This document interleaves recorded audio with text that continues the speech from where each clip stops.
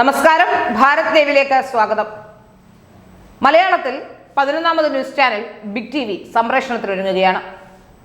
ഏതാണ്ട് 2015ഓടുകൂടി കേരളത്തിൽ ന്യൂസ് 18 മലയാളം വരുമ്പോൾ പലരും ചോദിച്ചിരുന്നു ഇനിയൊരു പ്രസക്തി ഏതെങ്കിലും ചാനലുകൾക്കുണ്ടോ എന്ന്.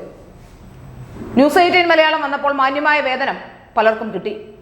ഇന്ത്യ വിഷന്റെ തകർച്ചയും റിപ്പോർട്ടറിന്റെ ശമ്പളമില്ലായ്മയും ഒക്കെ മുതലാക്കാൻ ന്യൂസ് 18 ശ്രമിച്ചെങ്കിലും വാർത്താപരമായോ അല്ലെങ്കിൽ ഏതെങ്കിലും ഒരു മാധ്യമ സ്ഥാപനം എന്ന രീതിയിൽ ന്യൂസ് 18 മുന്നോട്ട് പോയോ എന്ന് ചോദിച്ചാൽ ന്യൂസ് 18 മുന്നോട്ട് പോയിട്ടേയില്ല. അന്തംഗമികളായ ചില ജേർണലിസ്റ്റുകൾക്ക് ശമ്പളം വാങ്ങിക്കാനുള്ള ഒരിടം മാത്രമായി ന്യൂസ് 18 മാറി. അംബാനിക്കെതിരെ പറയുകയും നിലവാരമില്ലാത്ത പ്രവർത്തികൾ ചെയ്യുകയും ചെയ്തത് നമ്മളെവരും കണ്ടതാണ്. അംബാനിക്കെതിരെ പറഞ്ഞവർ അംബാനിയുടെ കൂറുകാരായി മാറുന്ന കാഴ്ച നമ്മൾ കണ്ടും കഴിഞ്ഞു. ഏതായാലും ആ ചാനലിന് പ്രത്യേകിച്ച് കേരളത്തിൽ ഒന്നും ചെയ്യാനുണ്ടായിരുന്നില്ല, ഒന്നും ചെയ്തിട്ടുമില്ല. അതിനുശേഷം മംഗളം വന്നു, മംഗളം തകർന്നടിഞ്ഞു പോവുകയും ചെയ്തു. അതിനുശേഷം വീണ്ടും വന്ന ചാനലായിരുന്നു 24 ന്യൂസ്. 24 വരുമ്പോൾ തന്നെ ഇതേ ചോദ്യം പലരും ചോദിച്ചിരുന്നു. പക്ഷേ 24 വളരെ മികച്ച പ്രകടനം കാഴ്ചവെച്ചുകൊണ്ട് ശ്രീകണ്ഠൻ നായരുടെ നേതൃത്വത്തിൽ ചാനൽ മുന്നോട്ടെത്തി. അതിനുശേഷം വീണ്ടും റിപ്പോർട്ടർ ചാനൽ റീലോഞ്ചിന് തയ്യാറായി. അതിനിടയിൽ ന്യൂസ് മലയാളം എന്നൊരു ചാനൽ കൂടി വന്നു. പിന്നീട് വന്ന ചാനൽ ഇപ്പോൾ ബിഗ് ടി വിയാണ്.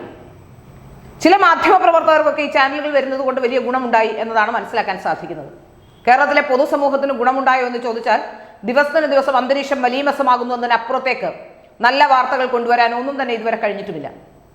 എല്ലാ ചാനലുകളും സംപ്രേഷണത്തിനൊരുങ്ങുകയോ അല്ലെങ്കിൽ ചാനലുകൾ കേരളത്തിലേക്ക് വരികയോ ചെയ്യുമ്പോൾ ആങ്കർമാരെ ഫോക്കസ് ചെയ്താണ് പലപ്പോഴും ചർച്ച നടത്തുന്നത്. നമുക്കറിയാം, മാധ്യമപ്രവർത്തകർ എന്ന് പറയുമ്പോൾ ഡെസ്ക് ബ്യൂറോയും രണ്ട് സംവിധാനങ്ങളായാണ് പ്രവർത്തിക്കുന്നത്. ഒരു ബ്യൂറോ വാർത്തകൾ ശേഖരിക്കുന്ന സ്ഥലം ബ്യൂറോ ആണ്. ആ ബ്യൂറോയിലാണ് റിപ്പോർട്ടർമാർ പണിയെടുക്കുന്നത്.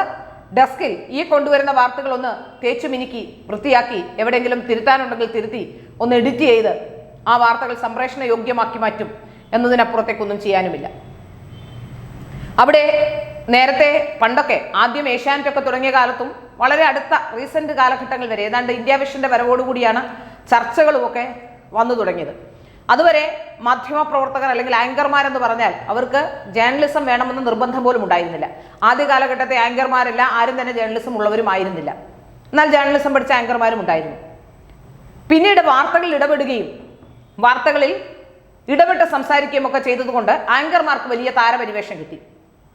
24 മണിക്കൂറും ആങ്കർമാരെ ടി വിയിൽ കാണുന്നത് കൊണ്ട് അവരാണ് വലിയ ജേർണലിസ്റ്റുകൾ എന്ന രീതിയിലേക്ക് കേരളീയ പൊതുസമൂഹത്തിന്റെ ആ ഒരു മനോഭാവം മാറ്റുന്ന രീതിയിലേക്ക് കേരളത്തിലെ മറ്റുള്ള മാധ്യമങ്ങളുമൊക്കെ വലിയ പങ്കുവഹിച്ചിട്ടുണ്ട്. അതുകൊണ്ട് തന്നെയാണ് ഏതെങ്കിലും മാധ്യമം പുതിയതായി വരുമ്പോൾ ആങ്കർമാരെ ചുറ്റിപ്പറ്റി മാത്രമാണ് വാർത്ത. യഥാർത്ഥത്തിൽ ഈ ആങ്കർമാരുടെ പണി എന്താണ്? റിപ്പോർട്ടർ കൊണ്ടുവരുന്ന വാർത്ത അല്ലെങ്കിൽ ഏതെങ്കിലും ഒരു വിഷയം, ആ വിഷയം ചർച്ച ചെയ്യുക, ചർച്ചയ്ക്ക് എടുക്കുക എന്നുള്ളതാണ്. സത്യത്തിൽ ഈ ചർച്ച ചെയ്യാൻ വലിയ സ്കില്ലൊന്നും വേണ്ട. അത്യാവശ്യം കാര്യങ്ങൾ ഗ്രഹിക്കുന്ന ഒരാൾക്ക് ഏറ്റവും എളുപ്പം ചെയ്യാൻ കഴിയുന്ന കാര്യമാണ് ഈ ചർച്ച ചെയ്യുക എന്നുള്ളത്. നവീകരിക്കപ്പെടുന്നുമില്ല എന്നുള്ളതാണ് എനിക്ക് മനസ്സിലാക്കാൻ സാധിക്കുന്നത്. പല ആങ്കർമാരും രാവിലെ വന്നാൽ അവർ ചിലപ്പോൾ ഏതെങ്കിലും ഒരു വിഷയം, ആ വിഷയത്തിൽ ചർച്ച എന്ന് പറഞ്ഞവർ പ്രിപ്പറേഷൻ എന്ന് പറഞ്ഞുകൊണ്ട് അവരുടെ പാട്ടിന് പോകും. പിന്നെ ചർച്ചയ്ക്കാണ് അവർ വരുന്നത്. പഠിച്ച് പ്രസന്റ് ചെയ്യാനോ അല്ലെങ്കിൽ ഒരു വിഷയത്തെക്കുറിച്ച് ആധികാരികമായി പഠിക്കാനോ ഏതാണ്ട് 5-6 മണിക്കൂറിൽ കൂടുതൽ ഓരോ ആങ്കർമാർക്ക് ലഭിക്കുകയും ചെയ്യും. എന്നാൽ റിപ്പോർട്ടറുടെ അവസ്ഥ അതല്ല. ഓരോ റിപ്പോർട്ടറും എപ്പോഴും പഠിച്ചുകൊണ്ടിരിക്കണം. അത് എത്ര പേർ പഠിക്കുന്നു, എത്ര പേർ വിഡ്ഢിത്തരം പറയുന്നു എന്നുള്ളത് അവിടെ നിൽക്കട്ടെ. പക്ഷെ എങ്കിലും താരതമ്യേന ഇത്തരം വിഡ്ഢിത്തങ്ങളും വിവരക്കേടും ഒക്കെ പറയുന്നതിൽ റിപ്പോർട്ടർമാർ തന്നെയാണ് വളരെ പിറകിലായി നിൽക്കുന്നത്. ബാക്കിയുള്ളവരൊക്കെ വിഡ്ഢിത്തരം പറയുന്നതിൽ മുൻപിലാണെന്ന് പറയേണ്ടിയിരിക്കുന്നത്. പല ആങ്കർമാരും അങ്ങനെ ഉണ്ടായിട്ടുമുണ്ട്. ഇപ്പോൾ 1, 2, 3, 4 ആങ്കർമാരെ ചുറ്റിപ്പറ്റി മാത്രമാണ് വാർത്തകൾ. ആ ആങ്കർമാരെല്ലാം എന്ത് വാർത്ത ചെയ്തിട്ടാണെന്നോ സ്വന്തം പേരിൽ അടയാളപ്പെടുത്താൻ ഒരു വാർത്ത പോലും ഇല്ലാത്തവരാണ് ഈ ആങ്കർമാരെന്നുള്ളത് ഏറ്റവും പ്രധാനപ്പെട്ട കാര്യമാണ്. ഒരു സെലിബ്രിറ്റി സ്റ്റാറ്റസ് ഉള്ള ക്ലർക്കിന്റെ പണിക്കപ്പുറത്തേക്ക് ഇവർക്കൊന്നും ചെയ്യാനുമില്ല. എന്നാലും ഇവരാണ് ചാനൽ ഹെഡ് ചെയ്യുന്നത്, അവരാണ് കാര്യങ്ങൾ തീരുമാനിക്കുന്നത്, അല്ലെങ്കിൽ അവരാണ് ഡെസ്കിലുള്ളത് കൊണ്ട് തന്നെ ഡെസ്കിലെ ഹൈറാർക്കി അനുസരിച്ച് അവരാണ് കാര്യങ്ങൾ അവിടെ എന്ത് ചെയ്യണം എന്നൊക്കെ തീരുമാനിക്കുന്നുള്ള ശരി തന്നെയാണ്. പക്ഷെ ഒരു മാധ്യമ സ്ഥാപനത്തിന്റെ നട്ടെല്ലെന്ന് പറയുന്നത് റിപ്പോർട്ടർമാർ തന്നെയാണ്. റിപ്പോർട്ടർമാർ കണ്ടെത്തുന്ന വാർത്ത, ആ വാർത്ത തന്നെയാണ് ഒരു മാധ്യമ സ്ഥാപനത്തെ ഏറ്റവും കൂടുതൽ മുന്നോട്ട് നയിക്കാൻ പ്രാപ്തമാകുന്നത്. നിർഭാഗ്യവശാൽ അത്തരം മാധ്യമ പ്രവർത്തകർക്കോ മാധ്യമ സ്ഥാപനങ്ങളിൽ അല്ലെങ്കിൽ ജനങ്ങളുടെ ഇടയിൽ വേണ്ടത്ര എത്തിച്ചേരാൻ കഴിയുന്നില്ല. മാത്രമല്ല, ഇപ്പോൾ രാഷ്ട്രീയ വിഷയങ്ങൾ ഉണ്ടാകുമ്പോൾ, ഏതെങ്കിലും ഒരു രാഷ്ട്രീയ വിഷയം ഉണ്ടായാൽ അതിനെ ചുറ്റിപ്പറ്റി ഫോക്കസ് ചെയ്തങ്ങ് പോവുകയാണ് വാർത്തകൾ പലപ്പോഴും. പുറത്തു നിന്നും അന്വേഷണാത്മക പത്രപ്രവർത്തനമോ അല്ലെങ്കിൽ മറ്റു വാർത്തകളോ ഒന്നും കണ്ടെത്തേണ്ട ആവശ്യം പലപ്പോഴും റിപ്പോർട്ടർമാർക്കും വരുന്നില്ല. ഏതെങ്കിലും ഒന്ന് രണ്ട് അവിഹിതങ്ങളോ അത്തരത്തിലുള്ള ഏതെങ്കിലും കേസുകളോ ഒക്കെ ഉണ്ടെങ്കിൽ അതും കൊണ്ട് കുറേ കാലം കഴിഞ്ഞു പോകാൻ കഴിയും. ദിലീപിന്റെ കേസൊക്കെ അതൊരു ഉദാഹരണമാണ്. വർഷങ്ങളോളം റിപ്പോർട്ടർ ചാനൽ നിലനിന്നു പോയത് തന്നെ ദിലീപിനെ കൊണ്ടാണ്. സത്യത്തിൽ അതിനുശേഷം പിന്നീടും റിപ്പോർട്ടർ ചാനൽ ദിലീപിനെതിരെ ആഞ്ഞടിക്കുകയായിരുന്നു. അതിനുശേഷമാണ് രാഹുൽ മാങ്കൂട്ടം എല്ലാവർക്കും വീണ് കിട്ടിയ ഒരു അവസരമായിരുന്നു.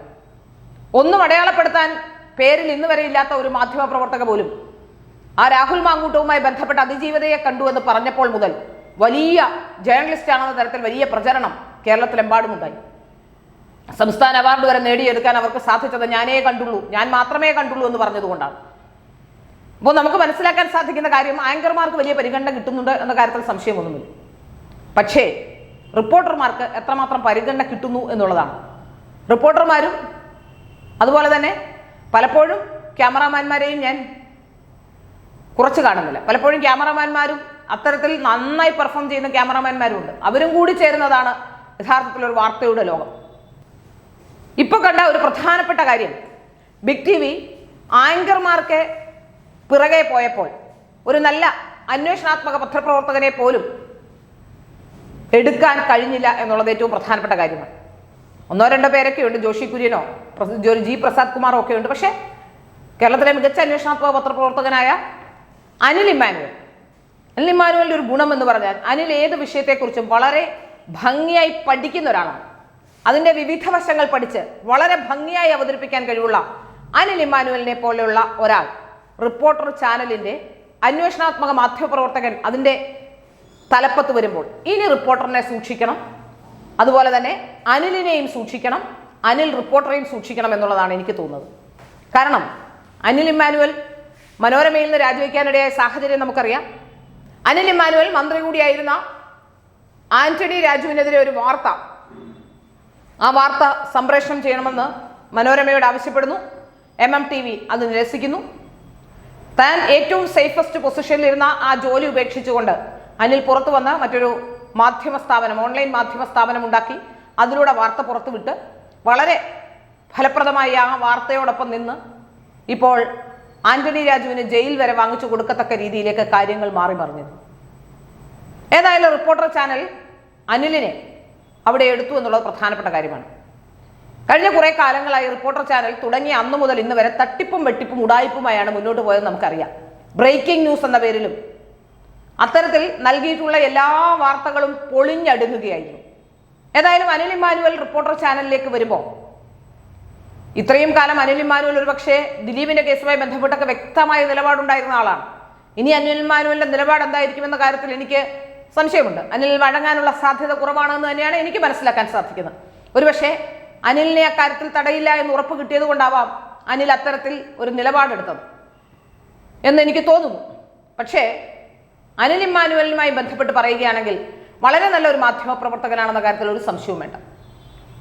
ഈ നടിയെ ആക്രമിച്ച കേസടക്കം ആദ്യം റിപ്പോർട്ട് ചെയ്ത മാധ്യമപ്രവർത്തകനാണ് അനിൽ.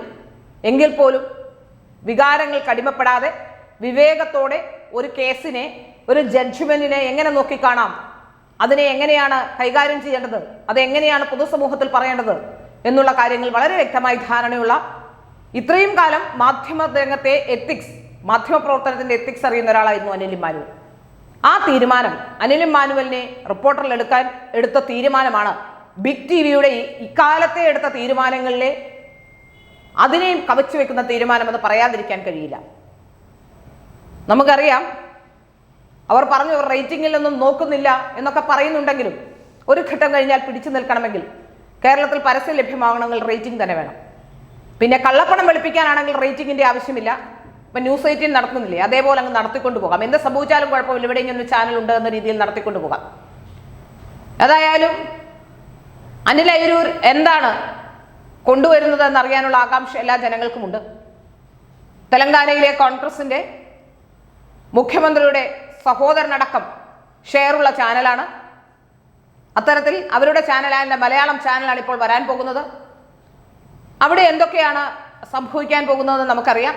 കേരളത്തിൽ കോൺഗ്രസിന് അനുകൂലമായ ഒരു സാഹചര്യം രൂപപ്പെട്ടിരിക്കുന്നു. അത് മുതലെടുത്തുകൊണ്ട് മുന്നോട്ട് പോകാനുള്ള നീക്കമായിരിക്കാം ഒരുപക്ഷെ ഉണ്ടാവുക. തലപ്പത്തേക്ക് എത്തിയ സുജയ പാർവതി സംഖ്യയാണെന്ന രീതിയിൽ ഇന്നലെ എക്കോ എന്ന് പറയുന്നൊരു ഓൺലൈനിൽ ഞാൻ വായിച്ചു, സുജയ പാർവതി ABVP നേതാവായിരുന്നു എന്നൊക്കെ പറഞ്ഞുകൊണ്ട്. സുജയ പാർവതി ഒരു ABVP നേതാവുമായിരുന്നില്ല, സംഘപരിവാർ അനുകൂലിയുമായിരുന്നില്ല എന്നാണ് എനിക്ക് തോന്നുന്നത്.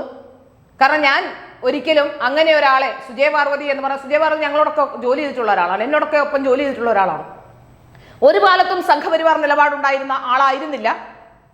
അതൊരു സ്ട്രാറ്റജിയുടെ ഭാഗമായിരുന്നു. 24-ൽ നിന്നും സാധാരണ ഒരു ജേർണലിസ്റ്റായി പുറത്തിറങ്ങുമ്പോൾ, അതായത് ഏഷ്യാനെറ്റിൽ നിന്ന് ഇറങ്ങി 24-ൽ എത്തുമ്പോൾ 24-ൽ നിന്നാണ് അവരുടെ ഒരു കരിയർ ആരംഭിക്കുന്നത്. ഏഷ്യാനെറ്റിൽ അങ്ങനെ ഈ ഇടപെട്ട് വലിയ രീതിയിൽ ബഹളമുണ്ടാക്കി, പ്രശ്നമുണ്ടാക്കി, ശബ്ദമുണ്ടാക്കി വാർത്ത വായിക്കാനൊന്നും കഴിയില്ല. ഒരു വളരെ പ്രൊഫഷണൽ സമീപനത്തോടെ വാർത്ത വായിക്കുന്ന ആൾക്കാരാണ്, ആ ചാനലുമാണ്. അപ്പോൾ അവിടെ നിന്ന് പുറത്തിറങ്ങി വന്ന് ഇങ്ങനെ ഒരു വാർത്ത വായിക്കാനുള്ള അവസരം സുജയ പാർവതിക്ക് കിട്ടുന്നു. അവിടെ നിന്ന് പുതിയൊരു രീതിയിലേക്ക്, ഒരു സംഖ്യ എന്ന ഇമേജിലേക്ക് രൂപപ്പെടുത്തിയെടുക്കാൻ സുജയ പാർവതിയും അതിൻ്റെ ഒരു ഭാഗമായിരുന്നു. സുജയ പാർവതിക്ക് അറിയാം, സോഷ്യൽ മീഡിയയിലൊക്കെ സംഖ്യകളെ വലിയ രീതിയിൽ ആഘോഷിക്കും, ചില സംഖ്യകളെയൊക്കെ. അത് പുത്തൻ കൂറ്റുകാരെയാണ് ആഘോഷിക്കുന്നത് എന്നുള്ളതാണ് ഇതിലെ പ്രധാനപ്പെട്ട കാര്യം. അത്തരത്തിൽ ആഘോഷിക്കപ്പെട്ട ഒരാളായിരുന്നു സുജയ പാർവതി. ആ ചാനലിന്റെ ഒരു സ്ട്രാറ്റജിയുടെ ഭാഗമായിരുന്നു എന്ന് ഞാൻ ആദ്യമേ മുതൽ തന്നെ, റിപ്പോർട്ടർ ചാനലിന്റെ തുടക്കത്തിൽ സുജയ പാർവതിയെ സംഖ്യയായി എല്ലാവരും ഏറ്റെടുത്തു, വലിയ രീതിയിൽ പ്രചരണം നടത്തുമ്പോഴേ ഞാൻ പറഞ്ഞിരുന്നു, ഇത് തട്ടിപ്പാണ്. സുജയ പാർവതിക്ക് ഒരു തരത്തിലുള്ള രാഷ്ട്രീയമുള്ള ആളായിരുന്നില്ല. സുജയ പാർവതി കോൺഗ്രസ് അനുകൂലിയായിരുന്നു എന്നാണ് ഞാൻ മനസ്സിലാക്കുന്നത്. പക്ഷേ കോൺഗ്രസ് അനുകൂലിയാണെങ്കിലും ആരെയും വെറുപ്പിക്കാതെ എങ്ങനെയൊക്കെ നിൽക്കണമോ അങ്ങനെയൊക്കെ തന്ത്രത്തിൽ നിൽക്കാൻ അറിയുന്ന ഒരു ജേർണലിസ്റ്റ് തന്നെയാണ് സുജയ പാർവതി.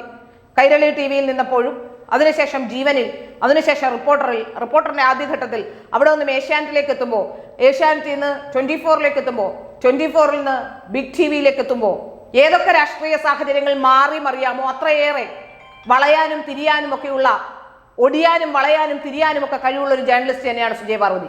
ഇപ്പോൾ സുജയ പാർവതി പറയുന്നു, ഇത്രയും കാലമെടുത്ത നിലപാടുകളൊക്കെ ചാനലിന്റെ സ്ട്രാറ്റജിയുടെ ഭാഗമായ നിലപാടായിരുന്നു എന്ന് തുറന്നു പറയുമ്പോൾ ഏറെ സന്തോഷമുണ്ട്. ഇപ്പോഴെങ്കിലും സുജയ പാർവതി സത്യം പറഞ്ഞല്ലോ എന്നുള്ളതാണ് എന്നെ സംബന്ധിച്ച സന്തോഷം. കാരണം ഇത് ഞാൻ പറയുമ്പോൾ ഒരുപാട് സംഖ്യകളുടെ തെറിവിളിയും എനിക്ക് അസൂയയാണെന്നും കുശുമ്പാണെന്നും കുന്നായ്മയാണെന്നും ഒക്കെ പറഞ്ഞവരുണ്ട്. ഞാൻ അങ്ങനെ ആരെയും അസൂയോ കുശുമ്പോ കുന്നായ്മയുടെ പേരിൽ വാർത്ത ചെയ്യിക്കുകയോ അല്ലെങ്കിൽ ഏതെങ്കിലും രീതിയിൽ ആരെങ്കിലും ഉപദ്രവിക്കാൻ ശ്രമിക്കുകയോ ചെയ്യുന്ന ആളൊന്നുമല്ല. അങ്ങനെ എനിക്ക് കുശുമ്പും കുന്നായ്മയും കുത്തിത്തിരിപ്പും ഒന്നുമില്ല. പക്ഷെ പറയാനുള്ളത് മുഖം നിൽക്കാതെ പറയും എന്നുള്ളതാണ് ഞാൻ ചെയ്യുന്ന കാര്യം. അതുകൊണ്ട് തന്നെയാണ് അന്നും ഞാൻ ഈ അഭിപ്രായം പറഞ്ഞത്. ആ ചാനലിന്റെ സ്ട്രാറ്റജിയുടെ ഭാഗമായി മാത്രമേ ഒരു മാധ്യമ പ്രവർത്തകയ്ക്ക് അങ്ങനെ ഒരു രാഷ്ട്രീയം പറയാൻ കഴിയുകയുള്ളൂ എന്ന ബോധ്യം എനിക്കുണ്ടായിരുന്നു. അതുകൊണ്ടാണ് ഞാൻ അന്ന് അത്രയും കൃത്യമായി പറഞ്ഞത്. ഏതായാലും ഇനി സുജയ പാർവതി എങ്ങനെയാണ് അറിയപ്പെടുക, ഏത് രാഷ്ട്രീയ അനുഭവത്തിലായിരിക്കും എന്നുള്ളത് നമുക്ക് കാണാൻ കഴിയുന്ന കാര്യമാണ്. ഏതായാലും അതവിടെ നിൽക്കട്ടെ.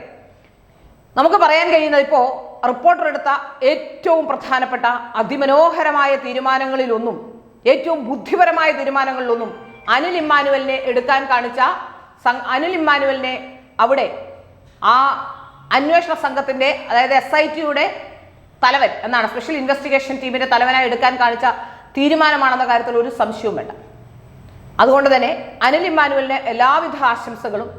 മാധ്യമപ്രവർത്തനത്തിന്റെ എത്തിക്സ് മുൻനിർത്തിക്കൊണ്ട് മുന്നോട്ട് പോകാൻ അനിലിന് കഴിയട്ടെ. അങ്ങനെ അല്ലാത്ത ഏതെങ്കിലും അവസരം വന്നാൽ അനിൽ ഇമ്മാനുവൽ അവിടെ നിന്നും പുറത്തു വരട്ടെ. ആരെങ്കിലും, ധാർമ്മികതയുള്ള കുറച്ചു പേരെങ്കിലും ഈ ഫീൽഡിൽ ഉണ്ടാകണമെന്ന് ആഗ്രഹിക്കുന്ന ഒരാളാണ് ഞാൻ. അതുകൊണ്ട് തന്നെയാണ് അനിലിനെ ഞാൻ പരിധികളില്ലാതെ പലപ്പോഴും സപ്പോർട്ട് ചെയ്തിട്ടുള്ളത്. കാരണം അനിൽ ഇമ്മാനുവൽ അത്തരത്തിലുള്ള ഒരാളാണ്. മാധ്യമപ്രവർത്തനത്തിന്റെ മാന്യതയും സംസ്കാരവും കാത്തു സൂക്ഷിച്ചുകൊണ്ട് മാധ്യമപ്രവർത്തനം നടത്തുക എന്നുള്ളതാണ് ഏറ്റവും പ്രധാനപ്പെട്ട കാര്യം. ഒരു ഓൺലൈൻ ചാനലാണ് ഇപ്പോൾ ഞാൻ നടത്തുന്നത്. നേരത്തെ ഞാൻ മുഖ്യധാരാ മാധ്യമങ്ങളുടെ ഭാഗമായിരുന്നു. എങ്കിൽ പോലും എൻ്റെ ഓൺലൈനിൽ എത്രമാത്രം ധാർമ്മികത മുൻനിർത്തി വാർത്തകൾ ചെയ്യാൻ കഴിയുമോ അത്രമാത്രം ധാർമ്മികത മുൻനിർത്തിക്കൊണ്ട് എത്തിക്സ് കളയാതെ വാർത്ത ചെയ്തുകൊണ്ട് പോയിട്ടുള്ള ഒരാളാണ് ഞാൻ. അതുകൊണ്ട് തന്നെയാണ് അത്തരത്തിലുള്ള ആൾക്കാർ രംഗത്തേക്ക് കൂടുതലായി വരണമെന്നും മാധ്യമപ്രവർത്തനത്തിന്റെ എത്തിക്സ് നിലനിൽക്കണമെന്നും ഞാൻ ആഗ്രഹിക്കുന്നു.